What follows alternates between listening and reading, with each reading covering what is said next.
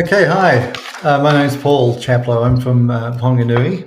Actually, originally from Coventry, UK, but have been in New Zealand for a long time now. I am going to be talking about Manawatu, Wanganui, and Taranaki.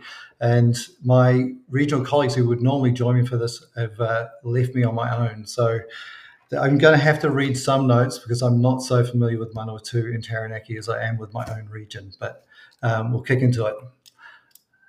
So this is where we are located on the lower west side of the North Island. I'll start off with Manawatu and then we'll work northwest to Wanganui and Taranaki. So Te Māori o Manawatu. So this is, I'm just going to read a little bit. I apologise for this, but it's probably safer than me trying to do it ad lib. So Manawatu includes Palmerston North City. It's an emerging destination for bespoke FIT and small group travel. With a new product and packages and more in development, there is plenty to discover in this region, located in the heart of the lower North Island. So Manawatu rewards those who follow their nose to get off the beaten track and to find hidden gems. World-class coffee roasters, boutique breweries, a cuisine with a focus on provenance, and a food story will ensure your journey is one of discovery and delight. With world-class mountain bike park, a stunning array of gardens, and an array of hikes and walks through our bush-clad mountain ranges, Manawatu is peppered with high caliber of Kiwi hospitality, from farm stays and experiences to riverside lodges, glamping, and bespoke homestays. At the region's centre is the urban city of Palmerston North. It's home to several hotel chains, a vibrant arts, theatre and culture scene, coupled with deep cultural narrative woven throughout the city and alongside the river. Mountains, sea, river and sea, your journey of discovery awaits you here in the Manawatu. So I'm just going to go on to some of the product type of things. A lot of people come through this Manawatu region on scenic driving routes. There's some beautiful loops with lots of really cool information and places to stop along the way. But here are some of the products.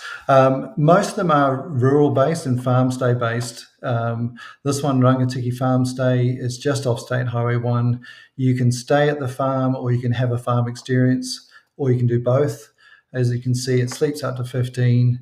It caters to large groups, and this is as many of these farm experiences are, 4-generation farm. So it's been in the same family for a very, very long time. Hibanui Estate, it's private luxury accommodation just outside of Palmerston North. Outdoor spa and wood fire, really amazing place to go and stay. And then the Dairylands just provide another 4-generation dairy farm with a 2.5-hour farm tour and barbecue lunch that can be had at that location. Rathmoy Lodge, luxury, it's exclusive use lodge, so you get to hire the whole thing.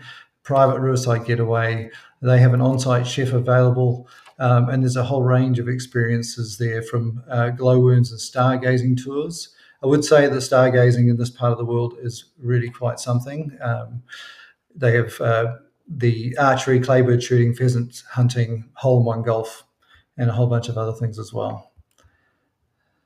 And then Arwastone is right on State Highway 1. It's got a cafe on site, and this is on the Rangatike River. They do 1 hour to 4-day rafting experiences, but their 1 hour, 2 hour trips are really, really family friendly, from everyone from the little ones right through to the elders. So a beautiful section down there on the Rangatike River. And really straightforward, grade one with a couple of little rippled grade 2s in there. And the last thing for the Manawatu is just another beautiful little accommodation, Last Church in Apati, exclusive use stay, quaint and cozy, charming, outdoor bathtub, outdoor wood burner, and quiet country air. So that's a very quick run through of Manawatu. I can't see the time elapsed on my thing, but just keep me track on there. So Wanganui, okay, back to my territory. Wanganui is a UNESCO City of Design. In 2021, we got this designation.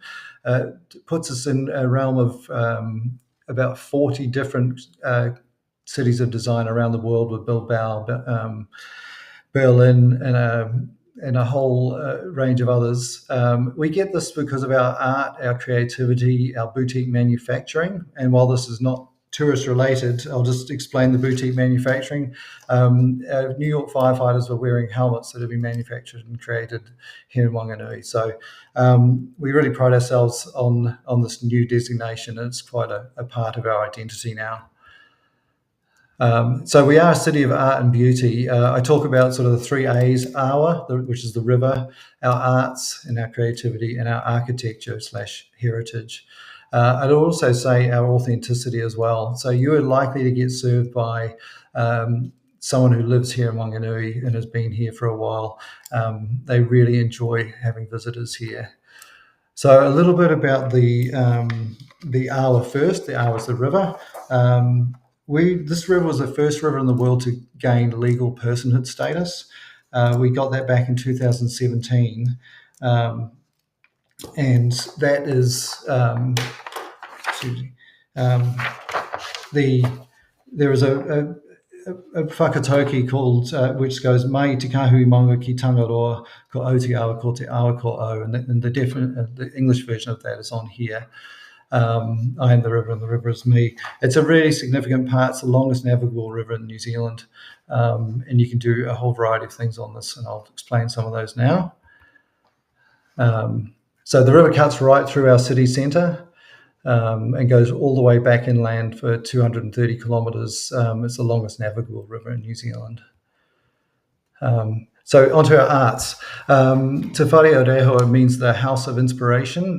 The Sargent Gallery, this is built, the building on the right there, the white one, is the old building built in 1919. It was closed for 10 years due to earthquake risk. It's been fully earthquake strengthened and renovated, and then a whole new wing has been put on the back of it, or to the side of it, which has had iwi design. So this actually opens on the 9th of November. So it's been closed. It's finally happening. We're already on the arts map, but this is a massive thing, and it's got an incredible art collection within it. And it sits up on a little hill with amazing views to the sea and to the mountain behind us. Then we also have 30 galleries. So we're a population of 50,000 people, and we have 30 art galleries. So the art scene is really incredible here, probably because we have affordable housing. But all of our old buildings have, not all of our old buildings, but many of our old buildings are populated with art galleries and creatives all over the place. I'd often say we were rich at the right time and poor at the right time. Our founding fathers built some amazing structures, and then we went through economic decline for many, many years, and we didn't have the 80s and 90s of pulling down old buildings and putting up some strange new ones. And so we have this really rich array of a beautiful small city centre, which is really easily walkable. Whole range from Edwardian, Art Deco, Victorian, mid-century modern, all sorts of things. The museum is on the bottom right there. That's got an amazing Māori collection. And again, our old buildings are populated with cafes, restaurants, bars, and lots of cool places for people to hang out. In terms of product, the Wanganui River, this boat is the Waimarie. It takes about 100 people. They do 2-hour cruises with guided commentary on it. It can also be chartered. That was pulled out of the river in the late 1990s and rebuilt, and it's been operating as a coal-fired paddle steamer. Wanganui Tours, Tracy Marshall in the picture is the local mail lady. She's turned this into a tourist attraction. She takes people up the river road where there's many marae and gets you into places where you wouldn't normally get to, telling you loads of stories. She also supports the Mount Sissi Cycle Trail, and lots of people do half-day, full-day, multi-day trips with her. And further upriver still is the Bridge to Nowhere. So there is a jet boat ride, 45 minutes up the river. I don't have time to explain why this bridge is there, but it's a really, really cool story. And the Bridge to Nowhere Lodge, which is boat access only. It's 3-star, but it's really an amazing place to go and hang out for a night or two. And then a lot of internationals do the 3 or 5 day canoe journey down the Whanganui River. Unique Whanganui River experiences do fully guided tours using cultural navigators, so a really local Māori experience.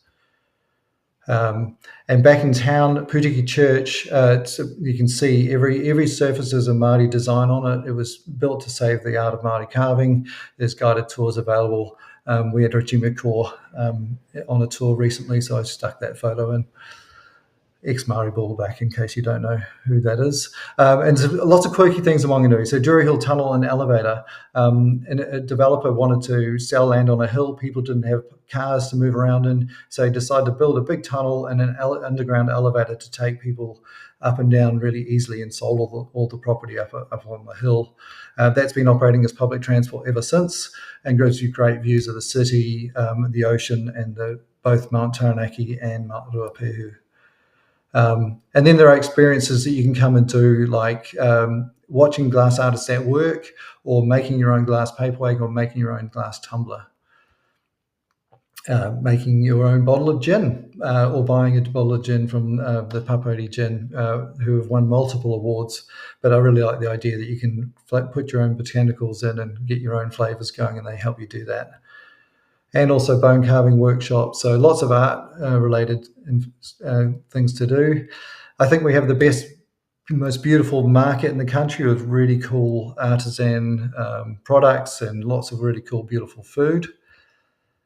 And then we are also right on the ocean, so we have untouched black sand beaches for yourself. So there you go. Oh, sorry, I mentioned accommodation, but there's a range. There's luxury accommodation, there's boutique accommodation. I own a tiny house as an old boat turned on its side. Rutland Arms is a very old hotel, one of the oldest hotels in the country. And then there's just your standard motels and hotels as well. Feel free to get in touch about those if you need anything. So there you go. That's Whanganui. I still can't see the amount of time I've got left, but I'll keep going. Oh, good. Great. I'm probably going too fast now. Now, Taranaki did not leave me any notes at all, and so here we go. Mount Taranaki, the region is totally dominated by this mountain, Mount Taranaki. It now has a legal personhood status, like the Whanganui River. And it has 200 kilometres of walking and hiking trails, take note. And it's definitely rich in culture and history. But this mountain is, there's nowhere you can go in Taranaki where you don't see this mountain unless it's covered by cloud. There are two really cool museums, Tawhiti Museum and Pukeariki. Tawhiti is full of miniature dioramas. I guess that's what those dioramas are. And Pukeariki is right in town, so well worth checking out. It is a natural playground. There's a lot of outdoor things to do around it, and there are many parks and gardens, rivers, lakes, and beaches to explore. Like Whanganui and Manawatu, arts play a strong part, and these guys have a lot of very cool events that are happening. There is a garden festival starting shortly. The World of Music and Dance is a worldwide festival. But I've not been to any of the others, but the one at Pukekura Park, based in New Plymouth, is got to be one of the best locations for this event, and they regularly get about 8,000 to 10,000 people attending that every year. So, as I mentioned, Garden Delights. There are 3 significant gardens that are owned by the local council. Tupiri, Pukeiri, Hollard. Pukeiri is a rhododendron forest surrounded by native bush up on the side of Mount Taranaki. That's a really amazing thing to see. And then there are lots and lots of private gardens around. Their food scene, I'm a little bit envious of. They're a larger city. Wanganui 50,000, Taranaki is more like 110, I think. So they've got a great food and beverage scene, lots of fresh, innovative, creative, and diverse food available there. And they have a lot of walking. I'm quite envious also of their coastal walkway. That's a really amazing place to walk along, or cycle, or rollerblade, or run. And I didn't know, but they have 20 golf courses, which is a crazy number. So if you're into golf, you'll have plenty to play around in this region. The Surf Highway is a highway that goes right around the west coast of Taranaki. If you're into surfing, there are surf breaks around every corner. Lots of cool stops, places to stop and enjoy the region, the area. And then there's the Forgotten World Highway, which takes you right into the central North Island and past the Republic of Whangamomina, a self-declared Republic of Whangamomina, which is another story in and of itself. But you can go and get your passport stamped there, having left New Zealand into the Republic. And then the Govert Brewster Art Gallery, Lenlai Centre, is the significant gallery for the Taranaki region, like the Sargent Gallery is for Whanganui. And that is mostly around Lenlai, who is a kinetic artist who has many of his pieces sitting in here. And there are a range of tours and itineraries available there too. Skywork helicopters, so you can get scenic flights around the city, around the manga, the mountain, and even a Jurassic waterfall tour, which I cannot tell you exactly what that means, but we can find out. Another gin distillery for you, Juno Gin. They have tasting and distillery tours and cocktail classes. And then Chatty's Charters, a 1950s heritage lifeboat, which does the culturally significant Sugarloaf Islands, which are just a set of islands just off the port of Taranaki here. Wildlife tours. They definitely have seals regularly, some dolphins, and the occasional whale, but not truly a whale watching trip. But they also hire bikes, stand up paddleboards, and do kayak hire. And then we have this beautiful 6-star private garden with guided tours and tasting tours. The reviews for this are really, really strong. It's a beautiful, beautiful spot. And then I'll just run through a bit of the accommodation, but they have quite a number of good large hotels for larger groups. Plymouth Hotel, Devon Hotel. Here's the Whangamomina Hotel. So this is inland on State Highway 43. Very rustic, but a cool place to go and check out. And the Ahu Villas, rustic retreat villas with amazing sea views, is just around the coastline from New Plymouth. And this Nārere is this is about to open. So this is built, but they have not had their first guest yet. But this has been a complete immersive cultural experience on the side of Mount Taranaki. This is one to look for. They've completely designed it themselves. There will be whole order wellness experiences associated with this. But I think this is a product that a lot of people, and particularly the international market, would really, really like.